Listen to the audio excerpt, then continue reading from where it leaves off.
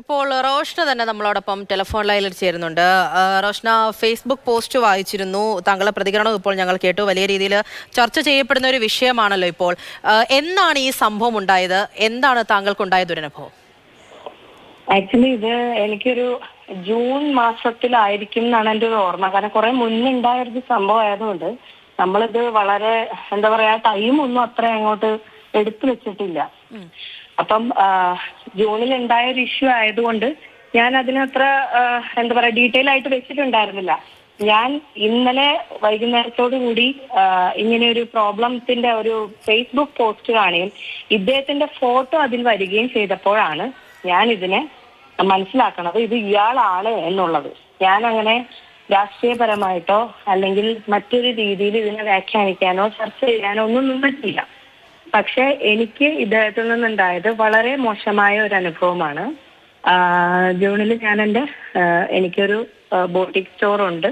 ഞാൻ അതിന്റെ ഉദ്ഘാടന സംബന്ധമായിട്ട് എൻ്റെ സഹോദരനെയും കൊണ്ട് നാട്ടിൽ നിന്ന് എറണാകുളത്തേക്ക് വരുമ്പോഴാണ് ട്രിവാൻഡ്രത്തേക്ക് പോവുകയായിരുന്നു ഈ KSRTC ബസ് നമ്മളെ ഓവർടേക്ക് ചെയ്യാൻ വേണ്ടി. അതും പണി നടന്നുകൊണ്ടിരുന്ന റോഡാണ്. കഷ്ടി നമുക്ക് ഒരു വൺ വേ എന്നേ പറയാൻ പറ്റത്തുള്ളൂ. അത്രയും സ്പേസേ ഉള്ളൂ. ജസ്റ്റ് ഒരു വണ്ടിക്ക് അങ്ങോട്ട് പോകാം, ഒരു വണ്ടിക്ക് ഇങ്ങോട്ടും വരാം, അത്രയും സ്പേസ് ഉള്ളൂ. അതും വളരെ ബുദ്ധിമുട്ടിയാണ് പോകുന്നത്. സ്ലോ മൂവിങ് ആയിക്കൊണ്ടിരിക്കെ ഈ KSRTC ബസ് അതിവേഗത്തിലാണ് വരുന്നത്. അതിങ്ങനെ ആംബുലൻസ് പായുന്നത് പോലെയാണ് പോയിക്കൊണ്ടിരിക്കുന്നത്.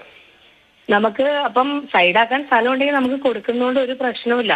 അവര് വേഗത്തിൽ വരുമ്പോൾ നമ്മൾ മാക്സിമം നമ്മുടെ വണ്ടിയെ തട്ടാതെ മാക്സിമം നീക്കി കൊടുക്കുകയുള്ളൂ. അല്ലാതെ നമ്മൾ അവരുമായിട്ട് മത്സരിക്കാൻ നിൽക്കാറില്ല. സ്വാഭാവികമായിട്ടും KSRTC വരുമ്പോൾ നമുക്കൊരു ഭയമാണ്, ദൈവമേ ഇവര് തട്ടില്ല, അങ്ങനെ ഒരു ഭയമുണ്ട്. അതുകൊണ്ട് ഇവരത്രയും വേഗത്തിൽ വന്നു കഴിഞ്ഞപ്പോൾ സ്വാഭാവികം ഞാൻ സൈഡാക്കി കൊടുത്തു. ഇയാൾ കുറേ ഹോൺ അടിച്ചു, ഭയങ്കര ഹോൺ അടിച്ചു. സൂപ്പർ ഫാസ്റ്റ് ആയതുകൊണ്ട് നമ്മൾ സൈഡാക്കി. തട്ടിയില്ല എന്നുള്ള വിധത്തിലാണ് പോയത്. ആ വണ്ടിയിൽ ഉണ്ടായിരുന്ന യാത്രക്കാരും നമ്മളെ വളരെ ഇതായിട്ട് നോക്കി, തട്ടിയോ എന്നുള്ള രീതിയിൽ. നമുക്കും വണ്ടി തട്ടിയോ, നമ്മൾ വണ്ടി നിർത്തേണ്ട വന്നോടെ. അത്രയും സ്ലോ മൂവിങ്ങിന്റെ ഇടയിൽ ഇത്രയും വിഷയം ഉണ്ടായിട്ട് പുള്ളി കൂളായിട്ട് ഫ്രണ്ടിൽ പോയി. കുറച്ച് കഴിഞ്ഞപ്പോൾ എന്റെ ഫ്രണ്ടിൽ പുള്ളിയുടെ വണ്ടി വന്നു, ഞാൻ ബാക്കിൽ. അങ്ങനെ വന്നപ്പോൾ ഇയാൾ ചെയ്ത പോലെ തന്നെ നമ്മൾ ഓൾറെഡി പ്രൊവോക്ഡ് ആയിട്ടാണ് ഇരിക്കുന്നത്. ഇത്രയും ഹോൺ അടിച്ച് പോവാൻ മാത്രം അവർക്കൊരു നിയമമുണ്ട്, നമുക്കും ഒരു നിയമമുണ്ട്. നമ്മൾ മര്യാദയ്ക്ക് പോയിക്കൊണ്ടിരുന്ന ആളാണ് നമ്മുടെ പുറകിൽ ഭയങ്കരമായിട്ട് ഹോൺ അടിച്ച് ശല്യം ചെയ്തുകൊണ്ട് ഞാൻ വിചാരിച്ചു ഓക്കെ, പിന്നെ എനിക്കും ഹോൺ അടിക്കാമല്ലോ, എനിക്കും മുന്നോട്ട് പോകണം.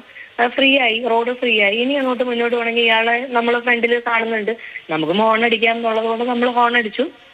അപ്പൊ ഇയാൾ അപ്പൊ തന്നെ വണ്ടി അവിടെ സ്റ്റോപ്പ് ചെയ്യും. ഇയാളെ വണ്ടിയിൽ നിന്ന് ഇറങ്ങി വരികയും നമ്മുടെ വണ്ടിയുടെ അടുത്തേക്ക് വന്നിട്ട് സഡൻലി ആയിരുന്നു. അതുകൊണ്ട് നമ്മളത് വീഡിയോ എടുക്കാനോ അങ്ങനെയൊന്നും പറ്റിയില്ല. ഇയാൾ നിർത്തുമെന്ന്, അതായത് ഇത്രയും സൂപ്പർ ഫാസ്റ്റ് വണ്ടി ഇത്രയും യാത്രക്കാരുമായിട്ട് ക്ഷമ കെട്ട് ഇയാൾക്ക് ചിലപ്പോൾ ഇയാളുടേതായ ടെൻഷൻസ് ഉണ്ടാവുമായിരിക്കും, നമുക്കറിയില്ല. എന്തായാലും ഇയാൾ നമ്മുടെ വണ്ടിയുടെ ബാക്കിൽ വന്ന് അത്രയും ശല്യം ചെയ്തുകൊണ്ട് തന്നെയാണ് ഞാനും ഹോൺ അടിച്ചത്. ഇയാള് വണ്ടി അവിടെ സ്റ്റോപ്പ് ചെയ്തു. ഭയങ്കര പ്രൊവോക്ഡ് ആയിട്ട് തന്നെയാണ് ഇറങ്ങി വന്നത്. ഇയാളെ ഞാൻ എന്തോ ചീത്ത പറഞ്ഞ പോലെയൊക്കെ ഇറങ്ങി വന്നത്. ഇയാൾ ഇറങ്ങി വന്നിട്ട് വളരെ മോശമായിട്ട് അസഭ്യം പറഞ്ഞ് എടി പൊടി എന്നൊക്കെ വിളിച്ച് എന്തൊക്കെയോ സംസാരിച്ചിട്ട് ഇയാൾ കയറിപ്പോയി. അപ്പൊ തന്നെ കയറിപ്പോയിട്ട് എനിക്കിത് മനസ്സിൽ നിന്ന് പോകുന്നില്ല. കാരണം നമ്മള് മര്യാദയ്ക്ക് പോയിക്കൊണ്ടിരുന്നതാണ്.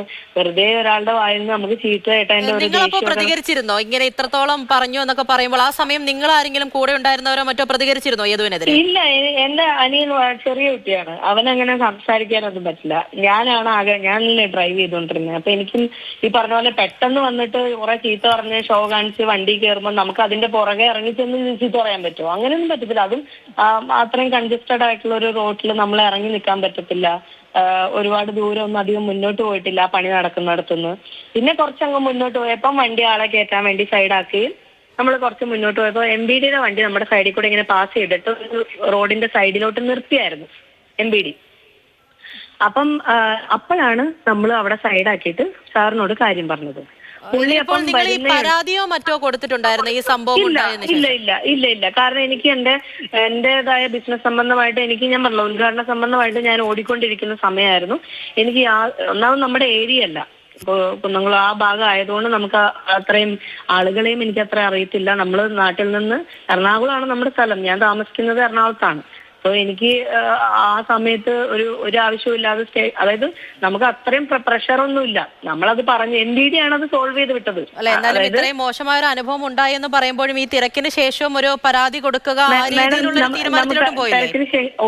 ഓക്കെ ശരിയാണ്. പക്ഷെ ഞാൻ ചോദിക്കുന്നതേ, നമ്മളെ ഒരാള് ചീത്ത വിളിച്ചതിന്റെ പുറകെ പോയി നമ്മളിപ്പോ ഒരു കംപ്ലൈന്റ് കൊടുത്തു.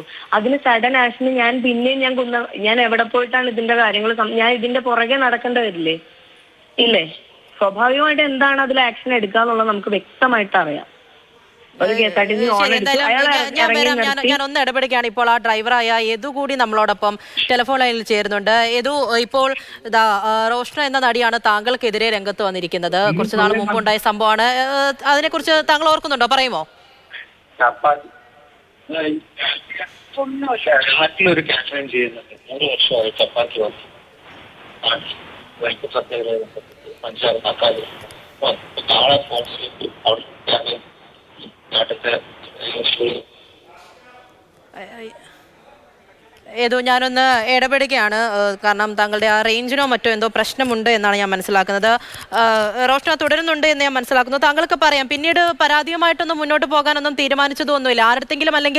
ആരുടെങ്കിലും ഇതുമായി ബന്ധപ്പെട്ട വിവരങ്ങളോ മറ്റോ പങ്കുവെക്കുകയോ ചെയ്തിട്ടുണ്ടോ? ഏതെങ്കിലും ഉദ്യോഗസ്ഥരത്തോ മറ്റോ?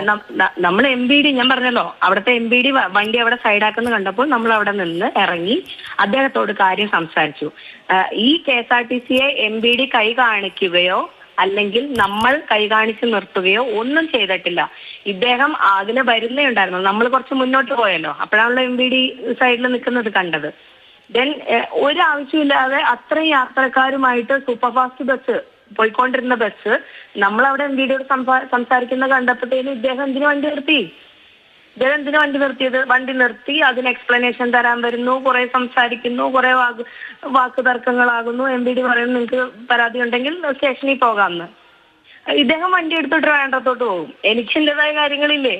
ഞാൻ സ്റ്റേഷനിൽ കയറി എത്ര നേരം ഇരുന്ന് ഇതിന്റെ പരാതി എഴുതി, പിന്നെ അതിന് വിളിപ്പിക്കുമ്പോൾ ഞാൻ എന്ത് ചെയ്യണം? അത് കഴിഞ്ഞിട്ട് ഞാൻ എന്ത് ചെയ്തു, ഞങ്ങളുടെ ഒരു അങ്കിളുണ്ട്, ഇപ്പോഴും കുറെ കാലമായിട്ട് KSRTCയിൽ ജോലി ചെയ്യുന്ന പുള്ളിയാണ്.